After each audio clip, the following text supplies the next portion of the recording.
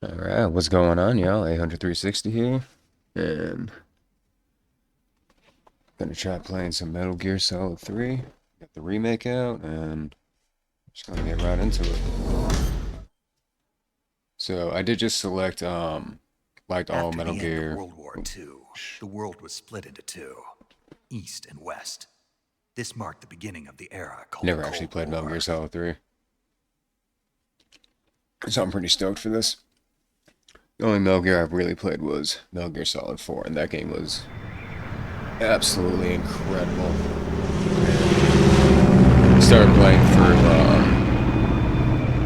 the Legacy Collection with Metal Gear Solid 1 on the Switch. That's really all I know. Like, I know the stories of Metal Gear, but like playing through them, not really. So I'm actually really excited to try to do this. But TLDR, whole purpose of all this is just to Flying over Pakistan, altitude 30,000 feet. I'm trying to go through my backlog and just record it. 20 minutes to drop off. Commencing internal depressurization. Oh, so this is brand new though. Arm main parachute. All right. You ready to go? Drop zone still showing a high pressure mass. Cav okay. Good. We've got high visibility. Game looks fucking incredible though. On PC at least. Except for those finger textures, maybe. Put out that cigar. Connecting oxygen hose to interior connector. Put on your mask.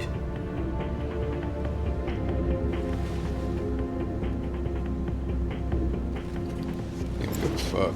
Said, fuck you, I'm gonna smoke my cigar. Does this panty waste know what he's doing? Approaching release point. 10 minutes to drop off. Hey, are you deaf? He said put out the cigar and put on your mask.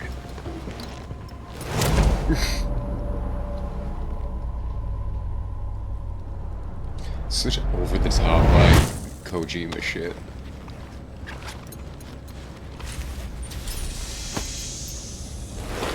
Depressurization complete. Checking oxygen supply. 6 minutes to drop off. Opening rear hatch.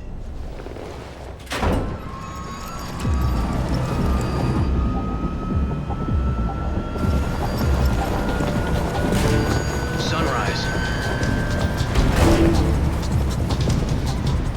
I wonder if they're gonna have the opening video. Because I do remember that when Snake Eater External first temperature released. minus 46 degrees Celsius.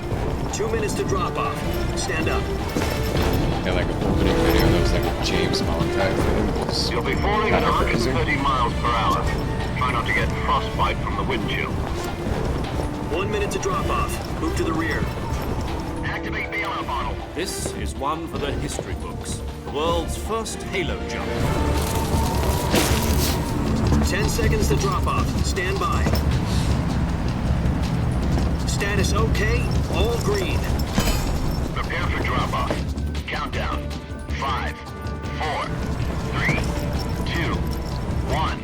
Spread your wings And fly. God be with you.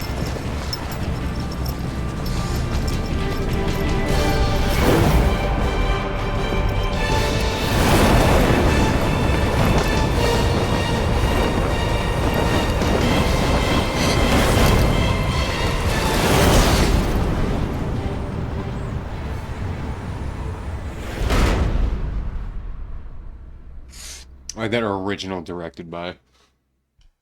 Jack, I've got some important news. The head of the CIA has finally given us the green light for the virtuous mission. Virtual mission? No, the virtuous mission. The future of our Fox unit depends on it. If it succeeds, we'll be officially organized into a unit. Virtuous mission? Sounds like some kind of initiation ritual. Don't get cocky. This isn't a training op. Right. So what exactly is this wonderful mission? Well, about 2 years ago, a certain Soviet scientist requested asylum in the West through one of our moles. His name is Nikolai Stepanovich Sokolov. He's head of the OKB-754 Design Bureau, one of the Soviets' top-secret weapon research facilities, and the East's foremost expert on weapons development. Sokolov, isn't he that famous rocket scientist? The very same. On April the 12th, 1961, the Soviets achieved the first manned spaceflight in history. The Earth was blue, but there was no God. Well spoken. The rocket that carried Yuri Gagarin to orbit was the A-1, known as the Vostok rocket. Metal Gear has, Sokolov like, is said to be the man I remember most from Metal Gear responsible Solid for 4 the that multi-engine there's, like, cluster hour-long used in that cutscenes. rocket. Or it feels like it, at least. After Gagarin's flight, Sokolov left rocket development to become the head of the newly established Design Bureau. From a lowly technician to head of a design bureau, that's quite a success story, so why'd he want to defect? It seems he'd become afraid of his own creations. Afraid? Call it a crisis of conscience. And for that, he left his country and his family behind and went over the fence? Not exactly. One of his conditions was that his family was also to be taken safely to the west. We used a mole to get the family out first and succeeded in sneaking Sokolov over the Berlin Wall shortly afterwards. I was the one who conducted the operation. The security on the eastern side was still full of holes back then. Then what? We got Sokolov over in one piece, but the whole ordeal had left him exhausted, and we checked him into a hospital in West Berlin. It took him 2 weeks and more than 600 miles to get from the research facility in the Soviet Union to Berlin. He was in no condition to say anything coherent. And it was only a week later that we had something much bigger on our hands. The Cuban Missile Crisis. October the 16th, 1962, President Kennedy received word that the Soviets were in the process of deploying intermediate-range ballistic missiles in Cuba. The President demanded that the Soviets dismantle and remove the missiles. At the same time, he announced a naval blockade to prevent further missile shipments from reaching Cuba. But the Soviets didn't back down, instead placing their armed forces on secondary alert. Soviet transport ships carrying missiles continued on course towards Cuba. US and Soviet forces went on alert for an all-out nuclear war. Frantic negotiations were conducted through the UN's Emergency Security Council and unofficial channels to end the hair-trigger standoff. Finally, on October the 28th, the Soviet Union agreed to remove its missiles from Cuba, and so the world avoided a nuclear holocaust. But in order to get the Soviets to pull their missiles out, we had to make a deal. You mean the one where the US agreed to remove its IRBMs from Turkey? No. The Jupiter IRBMs deployed in Turkey were obsolete, and we were going to get rid of them anyway. They had no strategic value whatsoever to either the US or the Russians. The Turkey deal was a ruse, a cover story that was fed to the other intelligence agencies around the world. So what did the Russians really want? Sokolov. They wanted us to return Sokolov. You mean the Soviets pulled out of Cuba just to get their hands on Sokolov? That's right. What the hell was he working on? At the time, we had no idea. We were running out of time. It was either give up Sokolov or risk full-scale nuclear war. In the end, we had no choice. President Kennedy gave in to Khrushchev's demand. The next day, I got Sokolov out of the hospital, handing him over to agents on the eastern side. Sokolov kept on screaming, "Save me," until he disappeared from my sight. That sucks. Then, a month ago, we received some new information from one of our moles. About Sokolov? Yes. He was taken back to the research facility and forced to continue working on the weapon in question under KGB supervision. What's Get more, back to your it's on cage. the verge of completion. So what kind of weapon is it? Something to do with space rockets? No, missiles. Same technology. I guess you're right. We don't know the details, but it appears to be a new kind of nuclear device. For half a year now, the Soviets have been conducting frequent nuclear tests at Semipalatinsk. Something to do with the weapon, I assume. We're talking about a secret weapon so big that Khrushchev was ready to pull out of Cuba to get it back. Is Sokolov still in the facility? No, according to our intelligence, he's in Selino-Yarsk, a place in the mountains about 3 miles to the west that's known as the Virgin Cliffs. The Virgin Cliffs. Nice name for a virtuous mission. They moved him there just recently. Why? Apparently, they're conducting a field test of the weapon, but it's our best chance to get him back. This mission would never have been possible if he was still in the research facility. This is our last chance. Sokolov must have known that too when he contacted us. A nice little groove.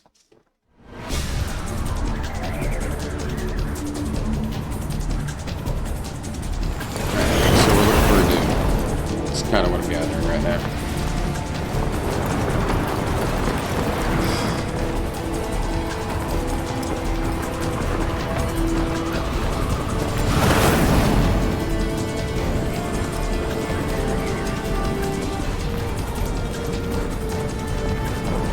Listen up, Jack. Your mission is to infiltrate Selino-Yatsk in the Soviet mountains, ensure the safety of Sokolov, and bring him back to the west. That's cool. Remember, that's a staple from Metal Gear Solid. If we don't get Sokolov back before that weapon is complete, we'll be facing a major crisis. The clock is ticking.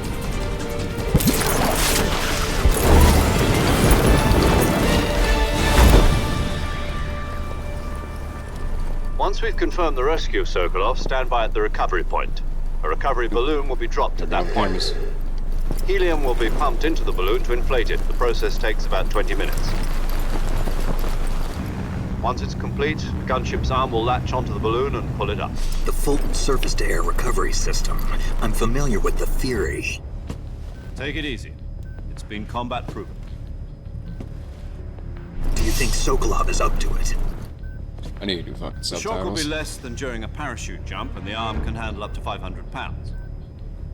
So you're planning on going over the border in a single combat Talon?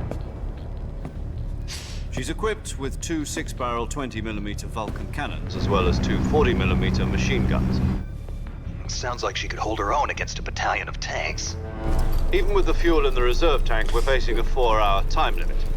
If all goes well, it It's the shouldn't take David more than a Hayter few hours. voice. Home in time for dinner.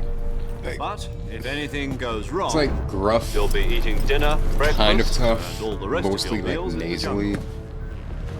I don't know. It's just funny. Listen, I love David Hayter. Don't get me wrong. Dude's a fucking legend.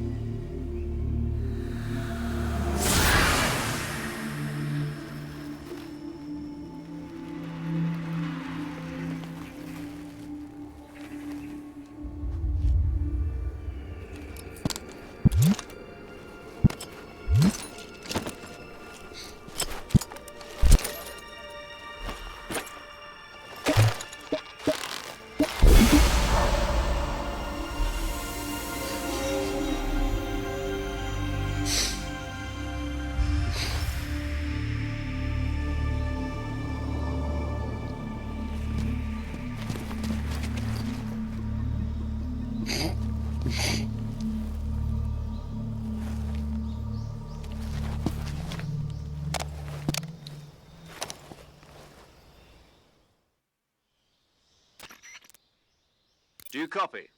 You're already in enemy territory, and somebody might be listening in. From here on out, we'll be using code names to refer to each other. Your code name for this mission will be Naked Snake. I'll be referring to you as Snake from now on. You're not to mention your real name. Slytherin snake. Oh, you don't like snakes? Snake. What do you mean? Well, you've eaten one before, haven't you? In survival training. I'm glad to hear that. I don't know if I'd ever order one in a restaurant, but... Be careful, you might not have a choice. What about you, Major? What should I call you? Let's see. I'll be Tom. Call me Major Tom. This will be a sneaking mission. You must not be seen by the enemy. You must leave no trace of your presence. Is that clear? This kind of infiltration is I don't think that's gonna. I speciality. don't think that's gonna happen there, In champ. other words, weapons and equipment to procure on site.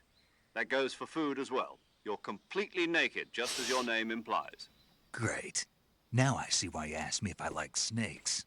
I suppose calling me Snake was your idea of a joke, too. No, there's a good reason for that. I'll tell you later when the time is right. Gotcha. Getting back to the subject, how exactly am I supposed to feed myself? You've been issued a knife and a tranquilizer gun. Use them to hunt for food. You'll also find some medical supplies in your backpack. Yeah, about the backpack. I lost it in a 3 tree on miles the way that way. down. I see. Well, you'd better go back and get it then. You know where it is? No problem. I can see it from here. It's stuck on a branch. To climb a tree, stand in front of a tree that's covered in ivy and press the action button. I'll be monitoring your progress over the radio. We can't risk violating Soviet airspace, but I'll be in the gunship. My frequency is 140.85. I'll give you a call if I need to talk to you. If you need to talk to me, use the send function. Okay, Snake, go get your backpack. Yeah, I don't think I'm going to remember those frequencies. Yeah. Alright, cool.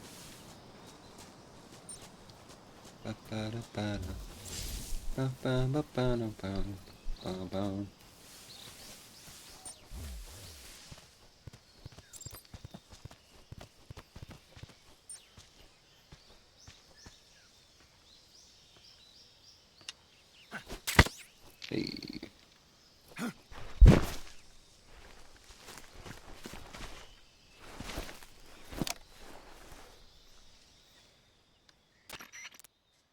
I see you've retrieved your backpack, Snake. To equip a weapon, it's necessary to take it out of your backpack.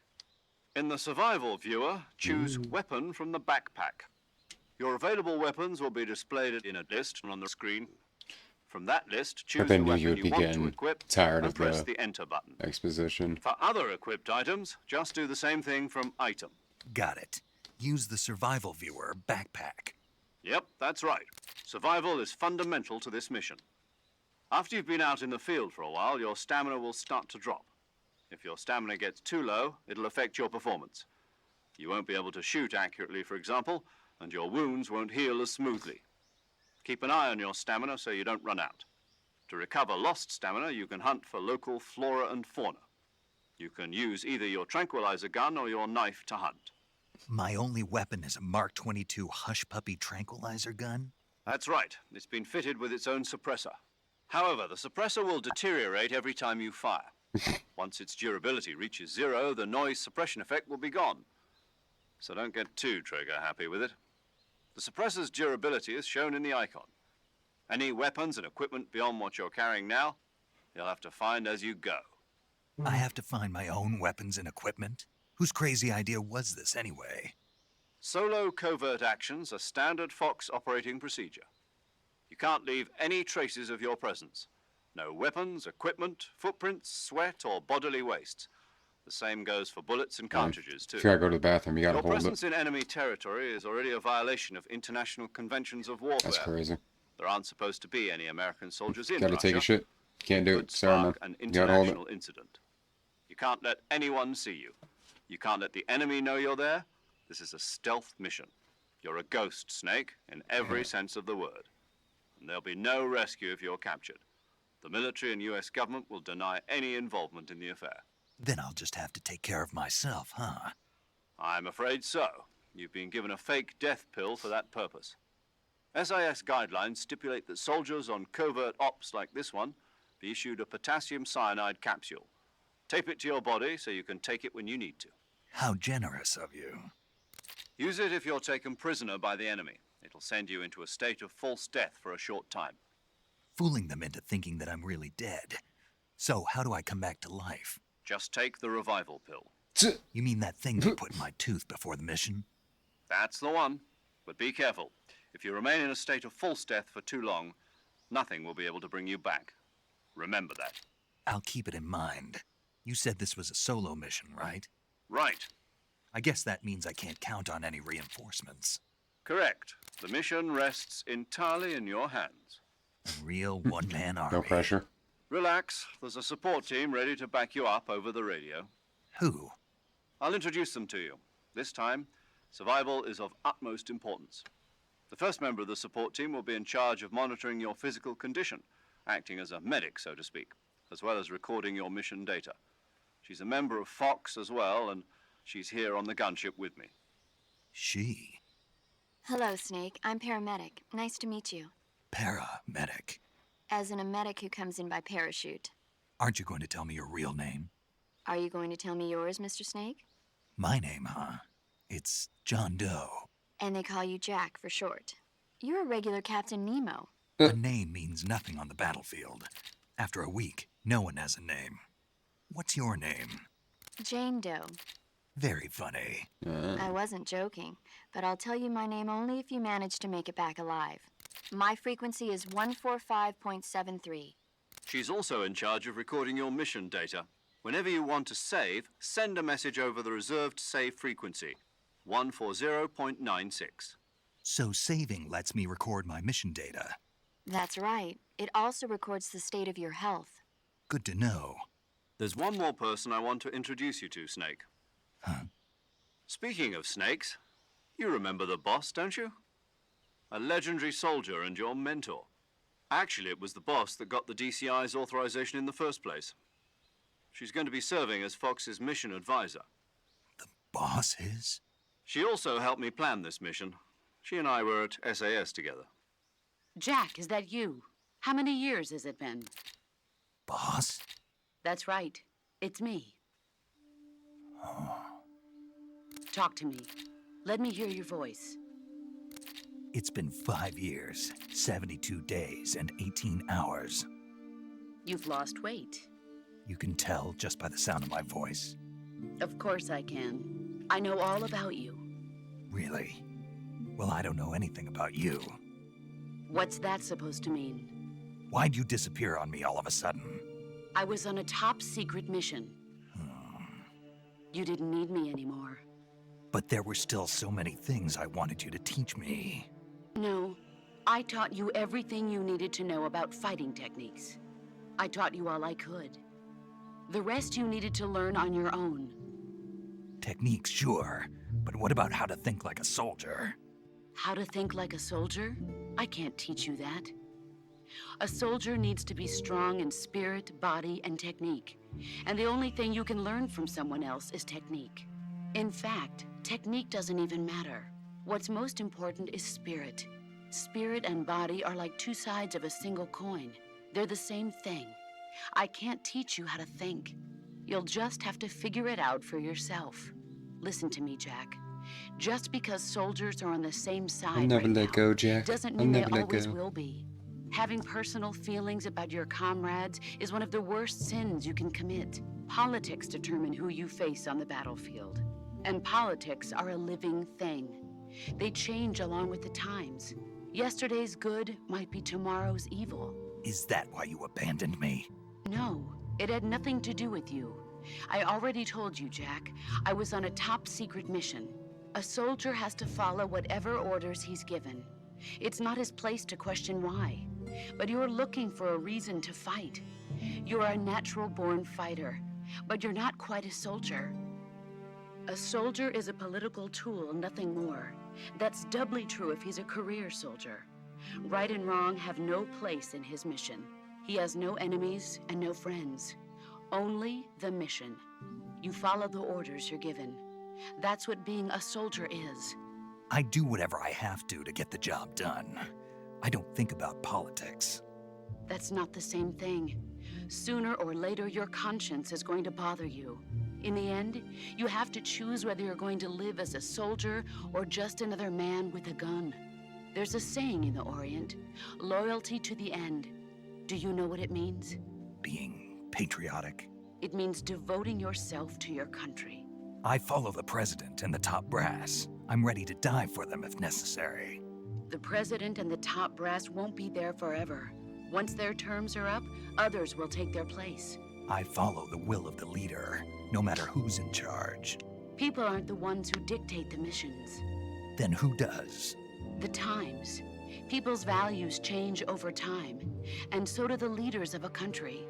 So there's no such thing as an enemy in absolute terms. The enemies we fight are only enemies in relative terms, constantly changing with the times. As long as we have loyalty to the end, there's no point in believing in anything, even in those we love. And that's the way a soldier's supposed to think? The only thing we can believe in with absolute certainty is the mission, Jack. All right, but do me a favor. What is it? Call me Snake. Snake. Oh, right. Your codename is Snake. It suits you well. That's right. The legendary unit that the boss put together during World War II was a snake. The Cobra unit, a group of heroes that brought the war to an end and saved the world. As long as you've got a legendary hero backing you up, you'll be fine. Isn't that right, Snake? Yeah, I can't think of anyone else I'd rather have with me. Oh, and one more thing, boss. Yes? It's good to hear your voice again. Shit. Same here. After all, who knows if either of us will make it out alive? Snake, you are always best at urban warfare and infiltrating buildings.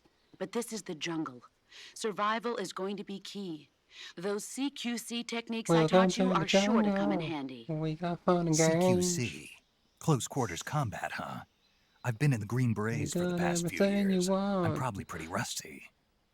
Not to worry. Let's take it I'll be forever. here to help you remember. After all, this is your first actual survival mission. I'll be supporting you over the radio. Where are you, boss? Next to the Major? The boss is communicating with us by radio from aboard a Permit-class submarine in the Arctic Ocean.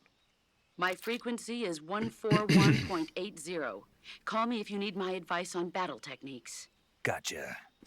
Your mission is to retrieve Dr. I Sokolov. really hope there's like a Dr. Sokolov thing is being held in an to abandoned factory look at located these to the north of frequencies. your current position. Avoid heavy combat and don't let anyone see you. Don't forget that this is a stealth mission. It's a stealth mission. Stealth. Try to remember Don't some of the get basics caught. of CQC.